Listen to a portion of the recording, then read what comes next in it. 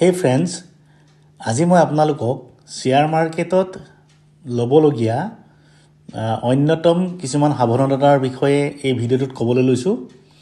So এই ভিডিঅ'টোত মই আপোনালোকক যিটো টপিক ক'বলৈ লৈছোঁ টপিকটো হৈ গ'ল যে কিছুমান এনালিচিষ্টে কি ধৰণে কিছুমান শ্বেয়াৰ মেনিপুলেট কৰে আৰু সেই মেনিপুলেট কৰি তেওঁলোকে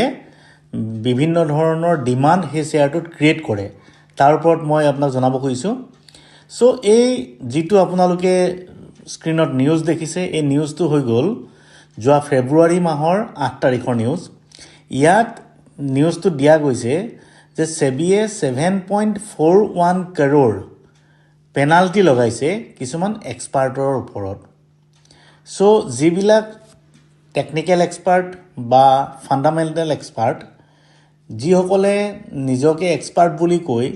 সেবি ৰেজিষ্টাৰ্ড এক্সপাৰ্ট বুলি কৈ তাৰ পাছত লাহে লাহে তেওঁলোকে আনলফুল কিছুমান মানে কাম কৰে আৰু সেই কামৰ ওপৰত আজিকালি সেবি বহুত মানে সজাগ হৈ থাকে আৰু সেবি সজাগ হৈ থকাৰ কাৰণে আমাৰ ইনোসেন্ট যিবিলাক আপোনাৰ ইনভেষ্টৰ আছে তেওঁলোকে কেনেকৈ বাচিব পাৰে এই আনলফুল গেইনছ দ্যাট মিন্স আনলফুল এক্টিভৰ মানে এগেইনষ্টে আপোনালোকে কি ধৰণে সজাগতা ল'ব পাৰে তাৰ বিষয়ে মই আপোনাক এই ভিডিঅ'টোত জনাব খুজিছোঁ। এই ভিডিঅ'টোত কোৱা গৈছে যে the indulge in the fraudulent and unfair acts and unlawful enriched themselves by taking advantage of being in a position of influence innocent investors according to SEBI. That means ইয়াত কি কৰিছে আসলতে কিছুমান এক্সপাৰ্টে কি কৰিছে কিছুমান শ্বেয়াৰ তেওঁলোকে এডভাইস কৰিছে শ্বেয়াৰটো তেওঁলোকে বাই কৰিব দিছে আৰু এট ডেট মোমেণ্টত তেওঁলোকে বিভিন্ন প্লেটফৰ্মত গৈ তেওঁলোকৰ নিয়াৰ এণ্ড ডিয়াৰ বা তেওঁলোকৰ ফেমিলি মেম্বাৰৰ ফালৰ পৰা সেই শ্বেয়াৰটো সেল কৰিব দিছে। দ্যাট মিন্স তেওঁলোকে কি কৰিছে শ্বেয়াৰটোত এটা আৰ্টিফিচিয়েল ডিমাণ্ড ক্ৰিয়েট কৰাইছে আৰু সেই আৰ্টিফিচিয়েল ডিমাণ্ডৰ পিছত যেতিয়াই শ্বেয়াৰ প্ৰাইচটো বাঢ়িবলৈ আৰম্ভ কৰিছে তেতিয়া তেওঁলোকৰ পৰ্টফলিঅ'ত থকা শ্বেয়াৰবিলাক তেওঁলোকে বিক্ৰী কৰি দিছে। দ্যাট মিন্স তেওঁলোকে ৰেকমেণ্ডেশ্যন কৰা শ্বেয়াৰবিলাক তেওঁলোকৰ পৰ্টফলিঅ'ত আগতে আছিলে আৰু সেই শ্বেয়াৰবিলাক যিহেতু মানে দাম বঢ়া নাছিলে তাৰ প্ৰাইচটো বঢ়া নাছিলে তো তেওঁলোকে ৰেকমেণ্ড কৰি সেই শ্বেয়াৰবিলাকৰ ডিমাণ্ড বঢ়াই লৈ পানি নিজৰ শ্বেয়াৰখিনি সেল কৰি দিছে। অ'কে, সো ইয়াৰ ভিতৰত আপোনালোকে ভালদৰে যদি চাই যিখিনি নাম দিয়া গৈছে সো নিৰ্মল কুমাৰ সোণী, পাৰ্থসাৰথী ধৰ, সিমি ভৌমিক, মোদিত গোয়েল, হিমাংশু গুপ্তা, আশিষ Kelkar and Kiran Yadav. So এই সাধাৰণতে কিৰণ যাদৱ, আশিষ কেলকাৰ, হিমাংশু গুপ্তা, মোদিত গোয়েল, সিমি ভৌমিক এই সকলোকে আমি কি কৰোঁ যি বিজনেছৰ এই প্লেটফৰ্মটোত তেওঁলোকক মাজে মাজে আমি দেখা পাওঁ মাজে মাজে মানে কণ্টিনিউ গেষ্ট হিচাপে আছিলে আগতে সিদিনালৈকে হিমাংশু গুপ্তাও আছিলে কিন্তু এই নিউজটো ৰিলিজ হৈ যোৱাৰ পিছত হিমাংশু গুপ্তাকো যি বিজনেছৰ পৰা এতিয়া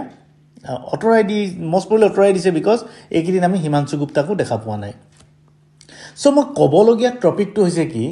আমাৰ বহুত মানুহক মই লক্ষ্য কৰিছোঁ আমাৰ অসমীয়া মানুহ বহুতক লক্ষ্য কৰিছোঁ তেওঁলোকে কি কৰে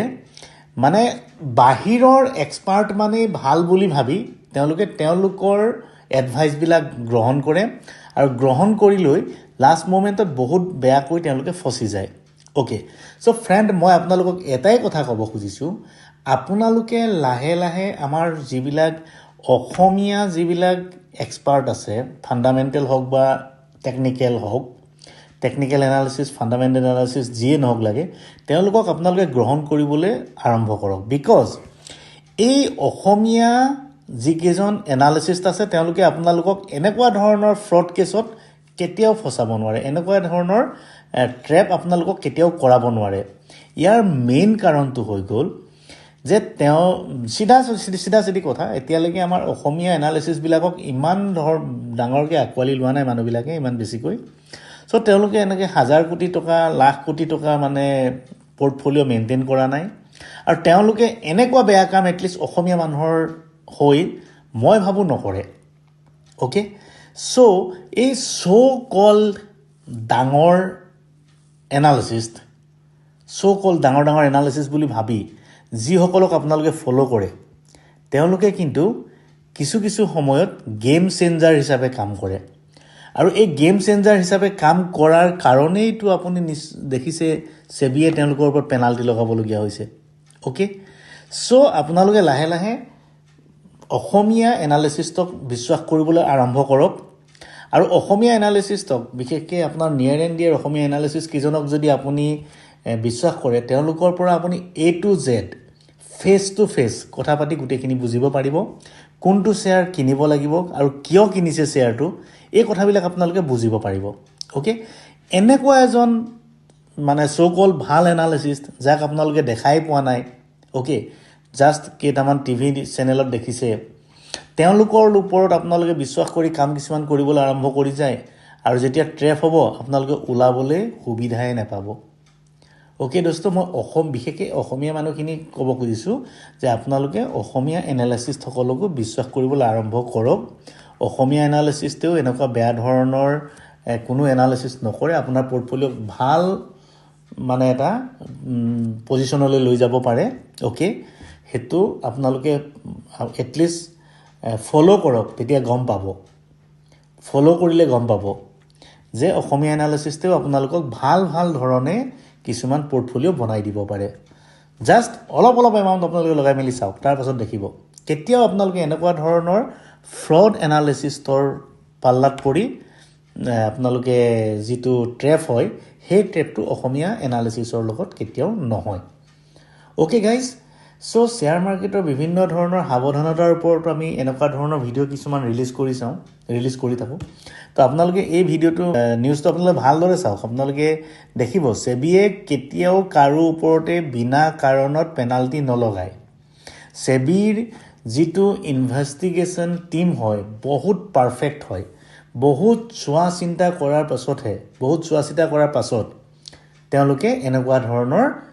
সাধাৰণতে পেনাল্টিবিলাক লগায় অ'কে দোস্ত চ' প্লিজ